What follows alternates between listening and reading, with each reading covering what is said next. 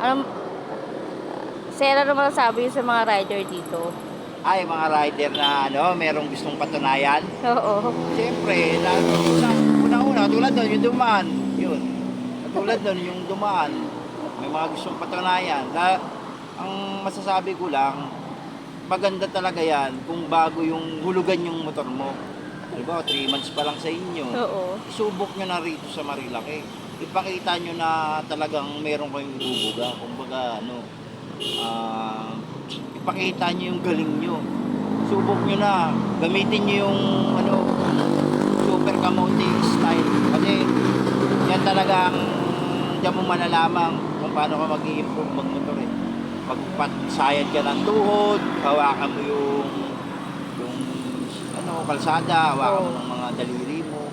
Diyan mo makikita yung yung galing ng pagiging kamote mo eh. Diyan mo makasusubok ang mo. Kahit di pa fully paid yung motor mo, mo na rito. Saka mo na isipin pag pumasok ka na sa portal. Pag kumalat, naranasan mo ng kumalat. Kung di pa naman, pagpatuloy mo lang.